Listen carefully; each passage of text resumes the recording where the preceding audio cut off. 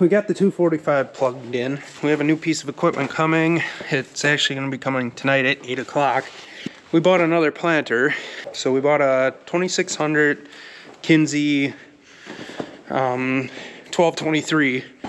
So we got rid of our grain drill. So that's what we kind of take and plant, you know, a little bit of soybeans with. We would plant most of them with that. But we don't want to be putting so many acres through this planter anymore, just with it being more aimed towards being a corn planter. We wanted to move away from 30-inch rows and kind of narrow them up for especially weed control, but also the 30-inch rows just don't really seem to yield as good as, you know, narrower rows. And the drilled beans, which yield better than the 30-inch row beans for us most of the time, those are just a little too narrow for the white mold problems. Plus, that thing, you know, is way too small for the acres we're putting through it. We decided to go this route. We were looking for a 20-inch row. We had a couple of 30-foot options along with a couple of 40-foot options, and none of them really panned out. They were either way too expensive for what they were, or they were a project that we didn't really feel like taking on. So we didn't go and look at this machine. We got a lot of pictures from it, so it looked like it was in pretty good shape, but we weren't exactly sure. We're not exactly sure, you know, how good a shape it is in, but we're gonna find out here in a few hours. So that is new thing number one. This is gonna be kind of a 2-day video. I will explain that tomorrow, which will still be in this video. So we're definitely getting excited here for spring. It is warming up a little bit. I actually just got back from Florida here about a week ago, and it wasn't really too far off from temperature from what it is now to what it was down there. So I think we're gonna hit the low 50s here over the weekend. So there will be plenty of stuff that we'll be doing here.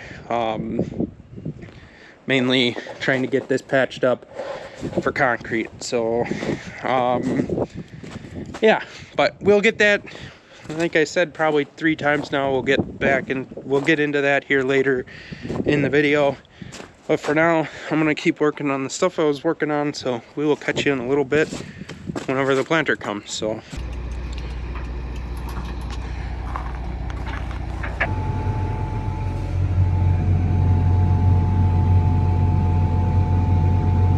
Alright, so this is actually going to be a project. It's actually a couple days later here. It is currently Friday. We got it Wednesday night, so I was kind of busy, tied up with stuff yesterday, so I wasn't able to continue the video. Getting a chance to look at this in the daylight. This is going to need some work to it. So right now I'm just going through and trying to sort out that mess. So for the most part, everything, you know, the base part of it looks pretty good. The row units themselves look like they're in decent condition. There's nothing super banged up. Actually, all the row cleaners have clean sweep on them, which is pretty cool. And then we have furrow cruisers on both the fronts and the backs, so that's also good. The seed firmers are shot, and I think a lot of these chains look good for the most part. Another cool thing too is the adjustment for the gauge wheel. There's new opening discs, or they look like they might have been painted too, but I don't know. They all seem to be touching in the right spot, so I'm gonna check the measurement for that yet. These were all painted. I don't know about the back ones. So there's a lot of painting done to this thing.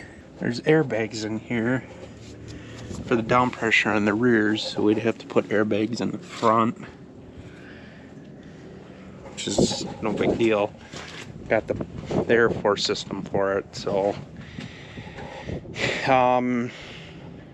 I'm gonna judge more once we get it folded out and stuff, but this is just kind of preliminary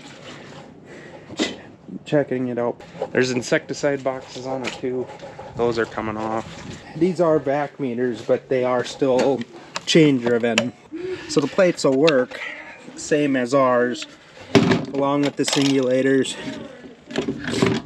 So the inners are the same, and they're vac meters, but they are, you know, they're not electric drives. We're probably going to have to do a little bit of replumbing, especially up there. That was a mess up there. So we had to route all the hydraulic hoses to see where they went to. And the other issue that I'm having right now is I can't get this tongue to come in. I assume that there's something going on with the solenoid for it, which I believe is this one here. But I'm not 100% sure. I gotta go back and look at the hydraulic schematic. So after not filming here for, you know, almost a year or whatever with my GoPro, I forget how crappy the batteries are in these things, or how long they don't last. It's a couple days later. I did start taking this thing apart. So we took the insecticide boxes off, along with the drive chain for it, and the tensioner, back row of seed boxes. Just trying to assess what we all need to do here. This planter, this thing's rough. None of the air lines are plugged in for the downforce on the back, and all the air for the clean sweep on there as well is unplugged, so I just took that off. The clean sweep and the row cleaners are coming off anyways, and we're just gonna leave the downforce on there and not use it, because it appears like they didn't use it at all because the springs are on. So we're gonna take and not use these here for this year, just because we got a whole lot of other projects to do and we want to try and get this thing done. And then also the other big job is these are a little wobbly, so we're gonna have to do bushings, I would imagine, and hopefully we don't have to do the parallel arms and it's just the bushings, but I have a dreaded feeling that it's going to be parallel arms as well. Other things that we're going to have to do, at least the seals for the motors. The seals got blown out on the motors for the vacuum fans. The Keaton seed firmers are shot. Those will have to come off on all the rows. I don't know, we haven't exactly decided if we are going to get new Keaton seed firmers or just run them without, because when we ran our old 3200 we never ran seed firmers. When our last set of seed firmers went bad, we actually quit running the seed firmers until we went to Infurrow, and then we had to run them. I do like the idea of a seed firmer, just especially if we're going to no-till with this thing. It isn't going to be true no-till. We'll be vertical tilling the stalks in the fall, and then coming back and just no-tilling straight into that. We're not going to do a ton of acres this year. We're just going to do some test stuff to see how well it works with this planter. I know we get away with it with our other planter, but this one here, we're not sure yet. I know guys no-till with these things all day long, and these have no-till coulters on them, so I don't think it's going to be a big deal. And they're also working on putting the rest of the vapor barrier in, because we were getting concrete in the new shop, which I'll get to that once there isn't a whole lot of commotion in there, and we'll discuss what we got going on right there. So kind of wish this was sitting in there right now, but what do you do? So I'm kind of thinking along the lines of putting new seed firmers on, just because if we no-till with it, then that's just another thing to get that seed down into the bottom of the furrow and get it, you know, get as much seed to soil contact, which is kind of the idea of why we want to no-till into those corn, straight into those corn stalks. Because number one, now we're down a tractor since we got another planter for the time being, and that's minus a tillage pass. And the second thing is you create a better seed to soil contact, because when you go back in there and vertical till it, you just mix a bunch of stalks back in there, and the soil finisher just doesn't work in VT corn stalks. So plus that would kind of do the same thing. So this is we're trying to eliminate the amount of residue that's in the furrow, and with the seed firmers, hopefully they'll push the seed down more into that furrow to find the, find more soils. These boxes, we have yet to figure out what we're going to do with them. Whoever had this planter before us, we bought this online. We didn't go down and looked at it, which, if I can ever make a recommendation, always go and look at a piece of equipment before you get it. This would be our second machine that we bought without going to look at, and the disc ripper was the first one, which that actually turned out really nice, but except for the last couple of years it's been giving us issues. But this here, from the pictures, you could tell that the bare bones of it were in pretty good condition, especially the frame. Once you start getting into frame issues, it's where I get sketched out. But you get to row units, as long as they're not all tweaked and beat up or bent, then you don't really have any issues. Then at that point, a lot of the stuff is pretty reasonably fixable. Also, if it's electronical too, a lot of that stuff is pretty simple on these. So I'll probably be kicking myself for saying that when I put the Gen 2 in and nothing shows up. But as of right now, I'm just crossing my fingers that that side of stuff is okay. I know there are some problems here. Plug is beat up. We got plenty of these, and there's another one of those power plugs somewhere. Yeah, right here. This here was just an absolute disaster. It still is. I pulled that tank off and kind of just pushed stuff around so it wasn't hanging. We got to get a new, this is the drain here. We're gonna have to get a new end for it so it plugs into our case drain, which is right there, which is absolutely no issues. It took a little bit to figure out where all the hoses went to. So this is the main block for lift and fold and everything. So as long as you had these two right, you were pretty well set at that point. And then this here, imagine, is for the fan.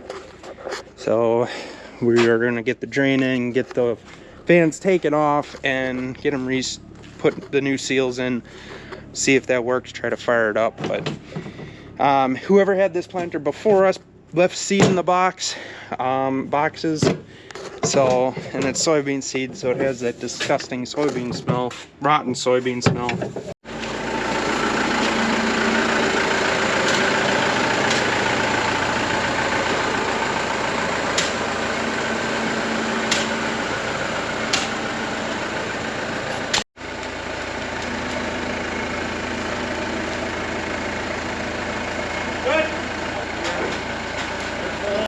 Alright, well, I've been subbing to try to find some staples, which we kind of threw everything into this shop that was in that building there. It's either in here or over in the three-sided shed over there, so it's kind of a mess in here. It usually is, but it's like 10 times worse than it usually is. So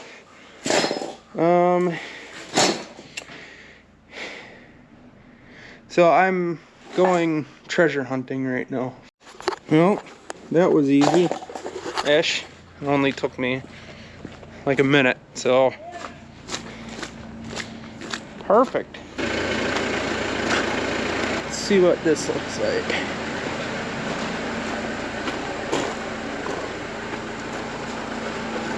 So we had to pour a wall on this side. We're putting this wash stone in. We're putting that down so we don't get a whole lot of fines, or if any, in this tile line, because this tile line will feed into that sump there and help keep water away. The driveway is about here up there. So this will just help us not have so much water issues, and then we're gonna be digging a drain over there.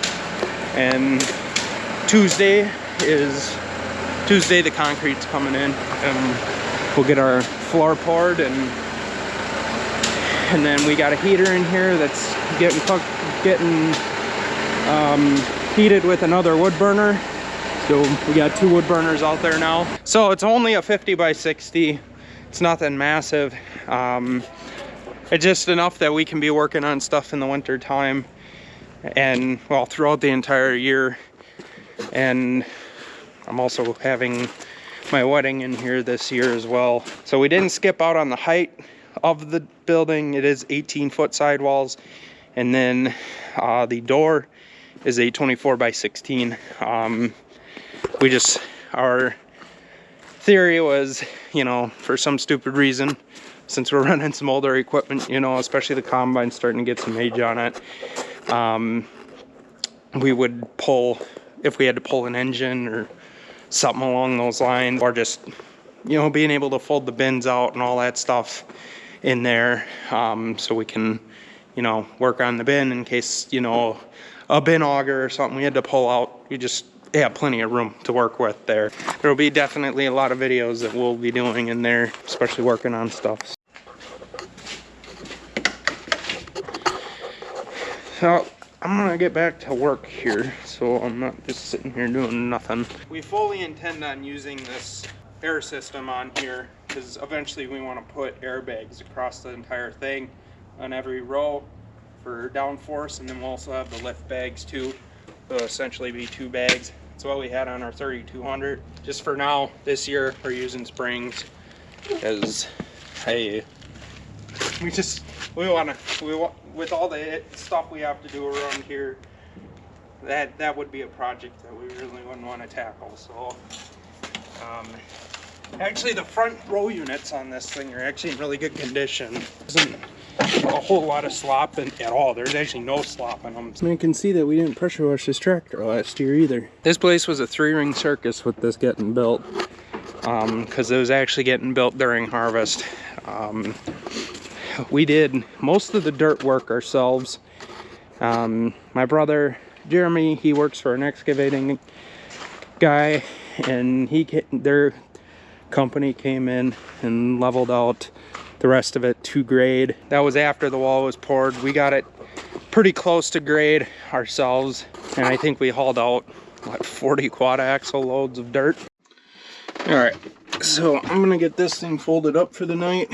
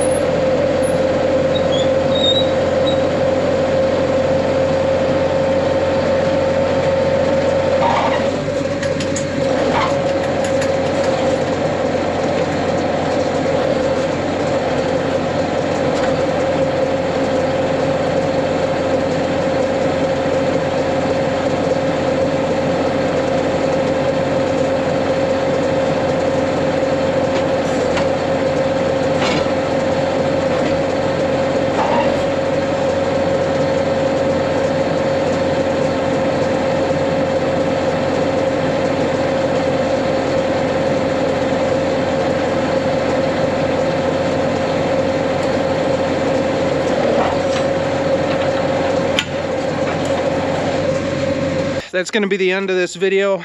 I hope you all enjoyed. If you made it this far, please like, comment, and subscribe.